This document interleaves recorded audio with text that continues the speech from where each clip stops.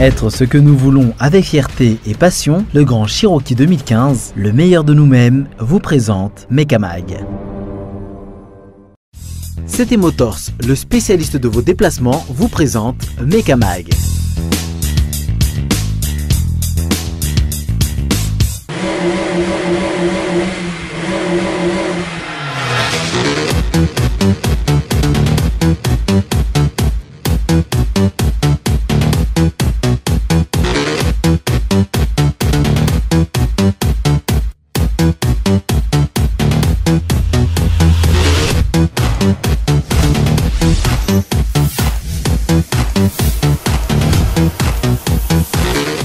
Miarabantsika tonga tamin'ilay fotoana efa mahazatra fifanana rososina be zao no seho ny farany herinandro teo dia tao aloha nidingana faharoan'ny sokajy rena izay lokarakarain'ny club ama ny rana Total Quartz izany izay totosany alahady ary notoanany lubrifiant Total Quartz natao ty amin'ny piste bataky arivomamy toy ny efa mahazatra ihany koa ary ny fanotona tamin'io ihany koa ny cross country Atsirabe dingana voalohany ho an'ny sokajy moto tout terrain tamin'ity tampilolaovana ity ary tany Atsirabe no nana tanterana izany araka tamin'ny Bira Moto Club raha ny vokatra teo amin'ny rana dia nafanany fetitoerana nandrasa mafy ny revanche ho an'ny John Elite miaraka tamin'ilay Smart Drag taorin'ny dingana voalohany lasa teo taoriny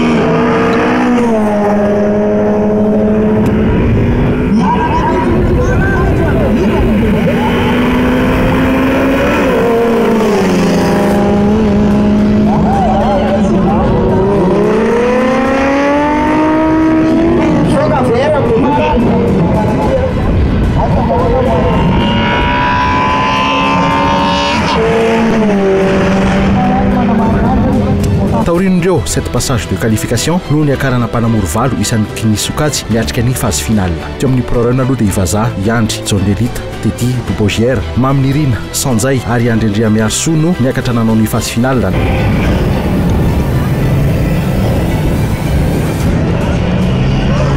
lahatra voalohany teo amin'ny ampahefadalana dia Ivaza sy Yandry, Subaru contre Peugeot 405 ramamany ary dia Ivaza no lasa aloha.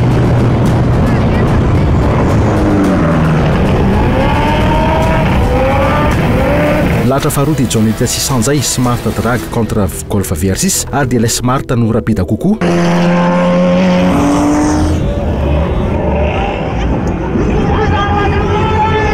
Lahatra fahatelo dia Bobogière sy Yandry Ford Mustang contre Super 5 GT Turbo ary dia ilay Mustang no rapida.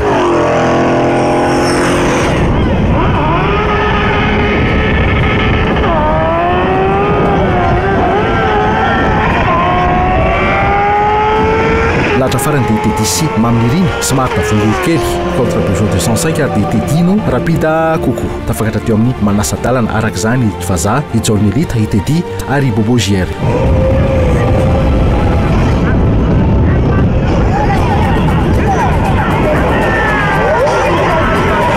Ivaza sy Bobo no nilahatra voalohany ary Ivaza no lasa aloha.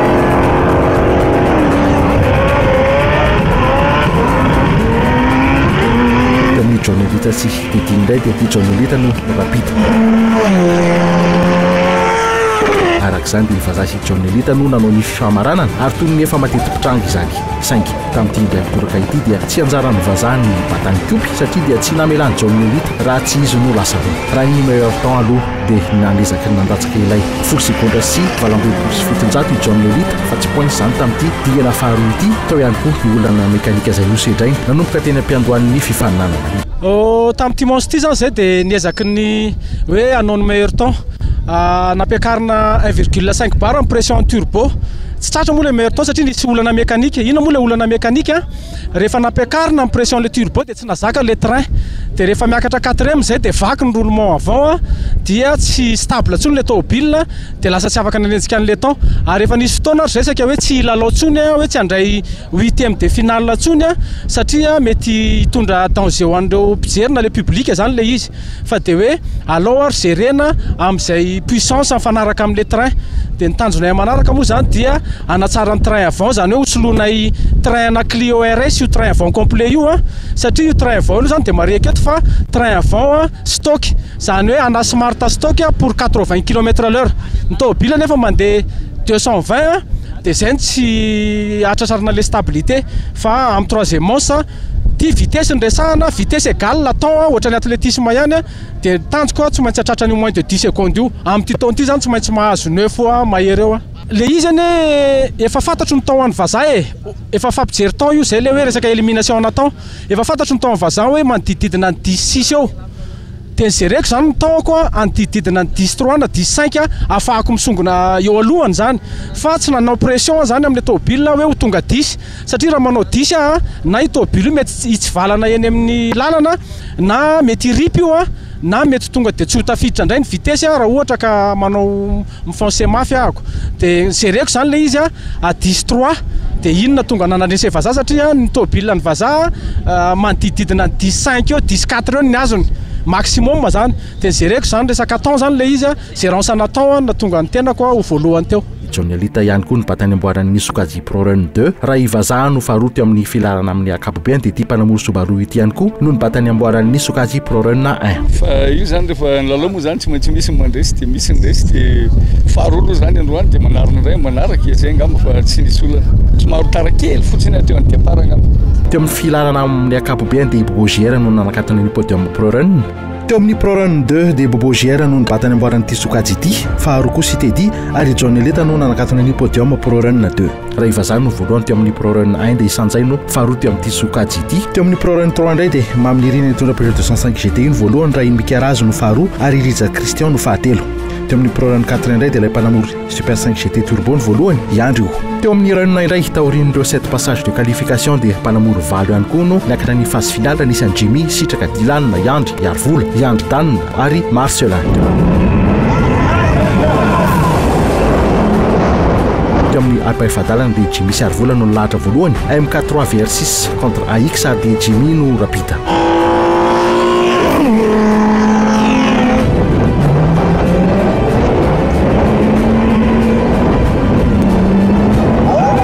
Sitraka Sidana no lahatra faharoa ary dia lasa aloha ilay Honda Civic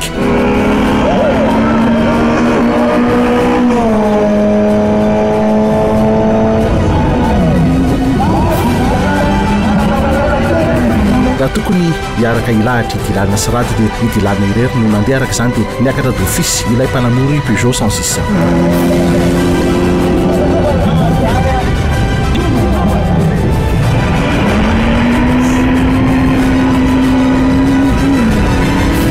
efatra dia Yandry sy Marcelin Golf MK1 contre Peugeot 106 ary dia Yandry no lasa aloha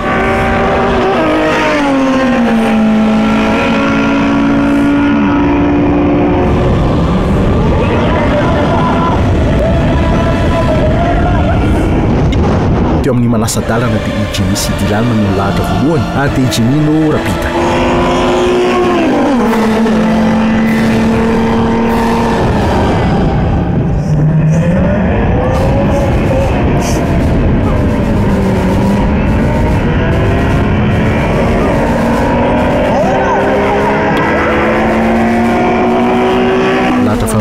Sitraka sy Yandry Kaspa ary dia Sitraka no haingana kokoa araka izany dia Jimmy sy Sitraka no nanao ny finale ary dia lasa ilay MK3 VR6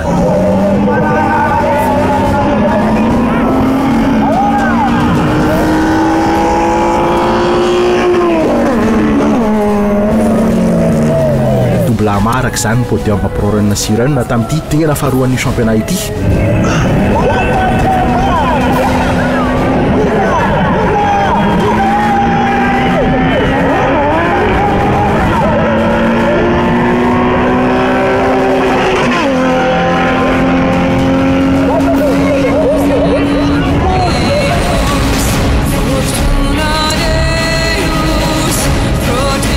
teo amin'ny sous-catégorie dia lasa niandry ravelona tondra ny amboaran'ny sous-catégorie 2 teo amin'ny sous-catégorie 3 indray dia ilay mpanamory MK3 VR6 Jimmy no nibatany amboaran'ity sokajy ity raha iandry Kaspa nitondra ilay Golf MK1 faharoa ary Maika nitondra Golf MK2 no nanakatana ny podium. Idilanina kosa ny voalohany teo amin'ny sous-catégorie 4 raha Iary Vola no faharoa ary Marcelin no fahatelo. Teo amin'ny sous-catégorie 5 dia Iandry Danina no voalohany narahiny sitraka izany teo amin'ny lalana faharoa ary Trimo no nanakatana ny podium ity sokajy ity.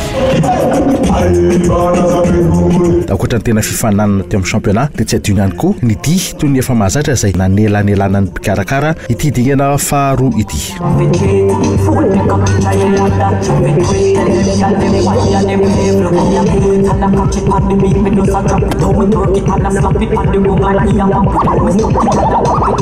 Tao ihany koa Open izay nisokatra ho an'ny rehetra ary araka ny fanampanantena ny mpikarakara sy ny partenaire dia misy ilay tirage au sort ahazon'ireo tsara vitana teo amin'ny Open na arisan'azy izany Dany izay nifaninana tamin'ny Clio.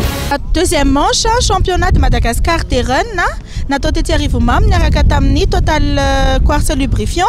sy Club Ama de Technomobile. En gros moa zany dia nafinaritra satria betabe ny concurrent, betabe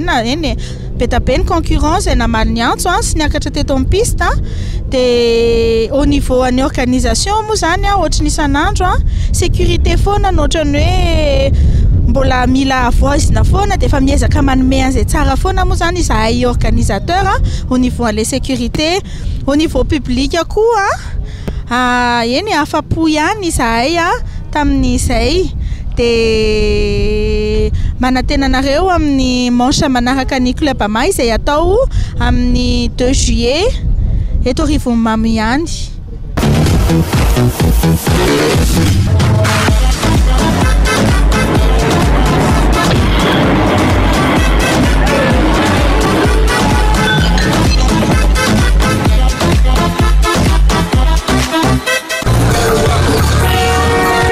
Karakôry chauffeur? Embouteillage indray. Ino fika?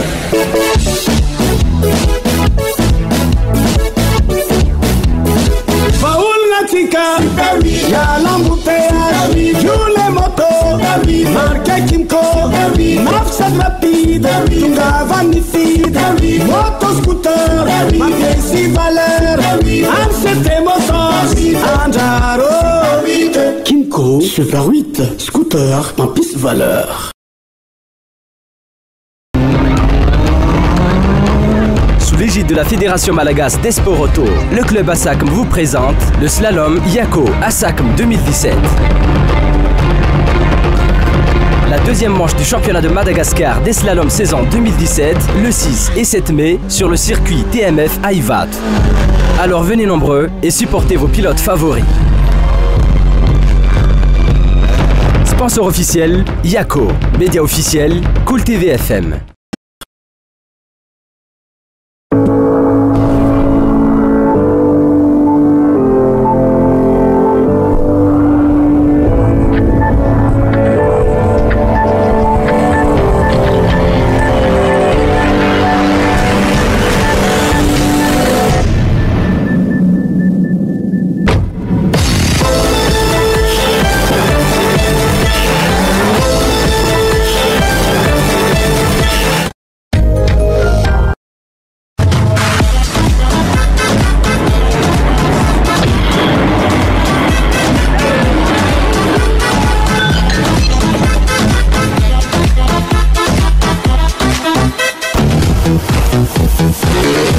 Izay no momba iny dingana faharoan'ny sokajy run iny fa hitodika kely any amin'ny sokajy moto indray isika. Amin'ity anio ity dia nifokatra teo amin'ny univers 5665 no arosanareo amin'ity anio ity fa amin'ny herin'ny toy izao no anarahana ny atsipriany mahakasika ilay tena cross country adiny roa sasany. Nahitana fandraisana anjarana mpanamory vaovao teo amin'ity sokajy isan'ny kely indrindra ity raha tsy laza ny andro zareo avy any Atsirabe izay efatra be izao no nifaninana tao amin'ny ity sokajy kely indrindra ity. Isan'izany aloha ny zanaky Lalarola Yarsiana izay nifaninana tao amin'ny MV50. Isan'izany ihany koa Johanna Siloika izay zanaky Rapano Limite avy any Atsirabe izay tao amin'ny univers 50 ihany koa. Fandraisana anjarany Lucas zanaky Paolo voalohany ihany koa ity dingana voalohany ity izay tao amin'ny sokajy MV365 ary tonga ny lalao ihany koa ny zanaky Tsitsirola nampiany Jeremy izay zandry Lirandisy Aron.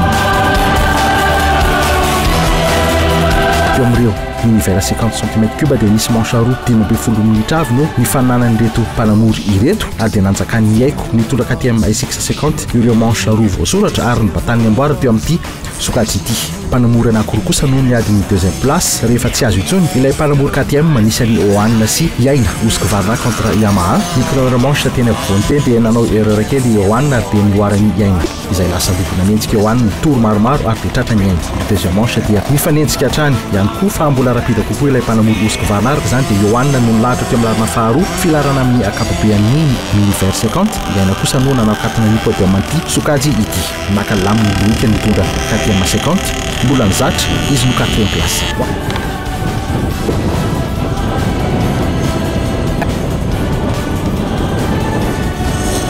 ho an'ny aro izay nitondra KTM 50 ihany koa dia ny première manche ihany no nifaninana no ny olana teo amin'ny kick ary dia izy no nanakatona ny top 5 univers 50 cm3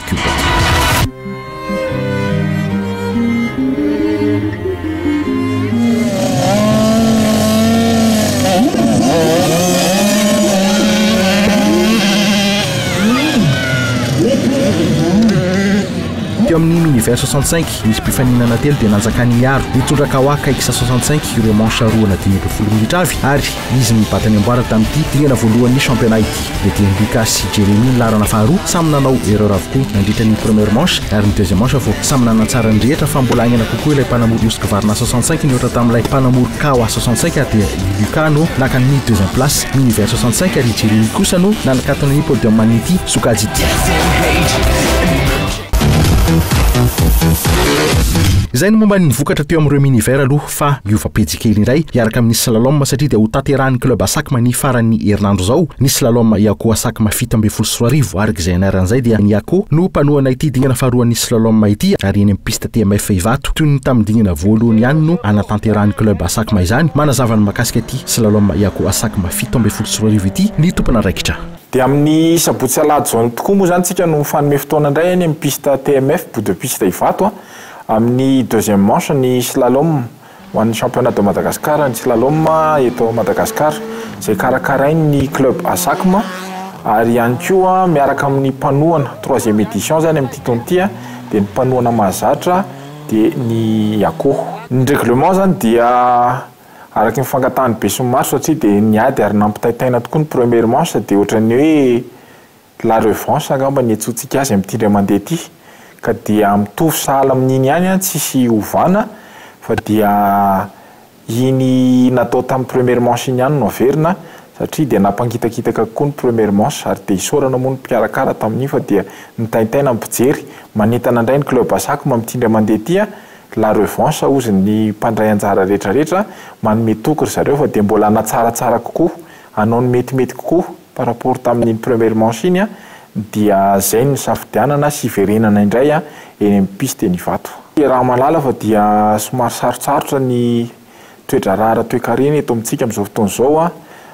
misaotra ny Yako manohana satria dia na eo ary zany fahasahiranana izany dia tsy nisalasala izy mandray an-tanana ary manosika hatrany ny club Asakma hikarakara nyity manche ny slalom ity tamin'ny manche taloha moa zany dia nisy tokoa dotation nomeny Yako izay raha malala ankehitriny fa ny mpanao compétition rehetrarehetra automobile miainga hatrany amin'ny run slalom ka hatrany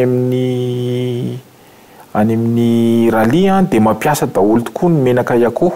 izay efa lasa manomboka manana ny toerany tokoa eo amin'ny tontolon'ny automobile ary betsaka ihany koa ireo mpitondra automobile tsotra mampiasa menaka Yako dia misy resaka ankehitriny inona ny zavatra azo atolotra omena ireo mpandray anjara sy ireo performant.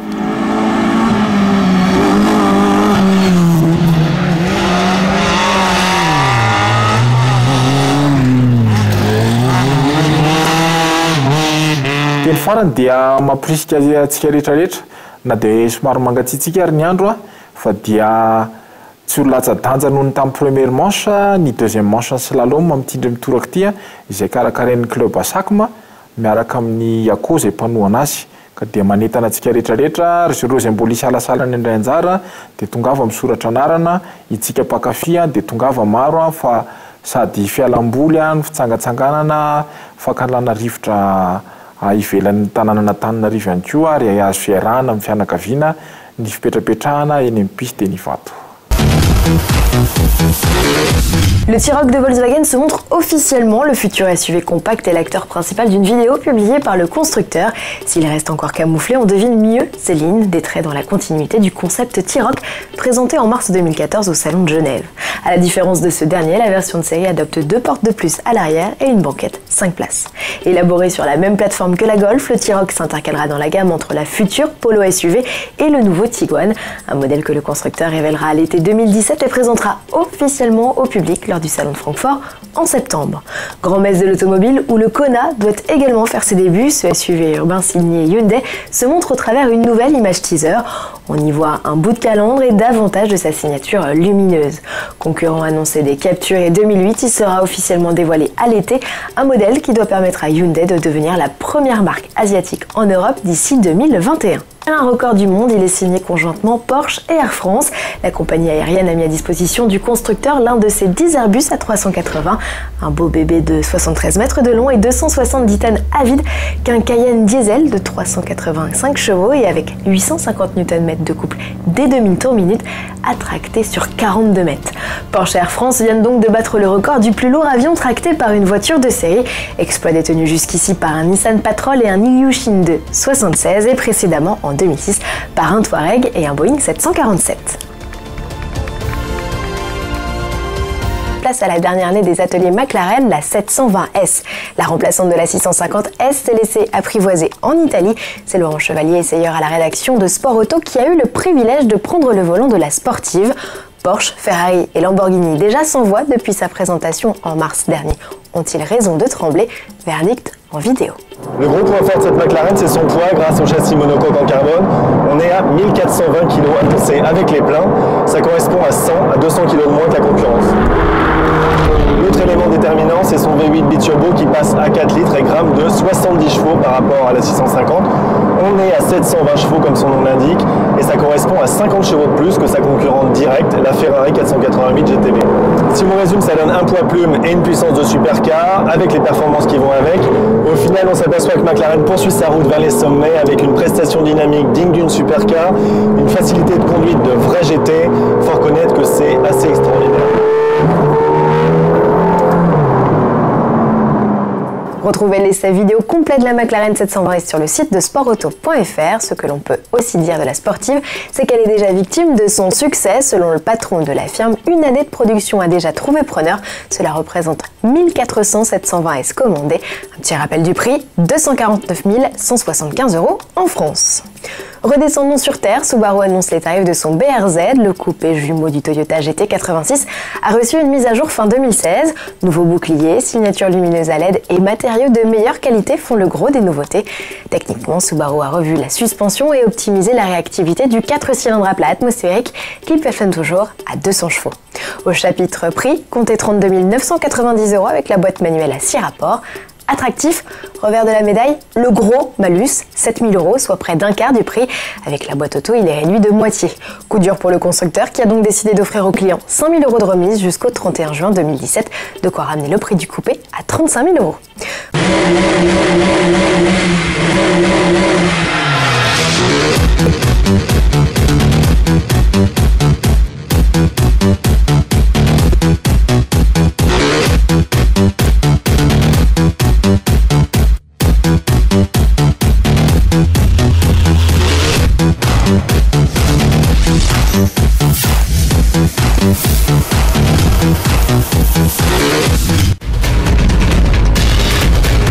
Être ce que nous voulons avec fierté et passion, le Grand Cherokee 2015, le meilleur de nous-mêmes, vous a présenté Mekamag.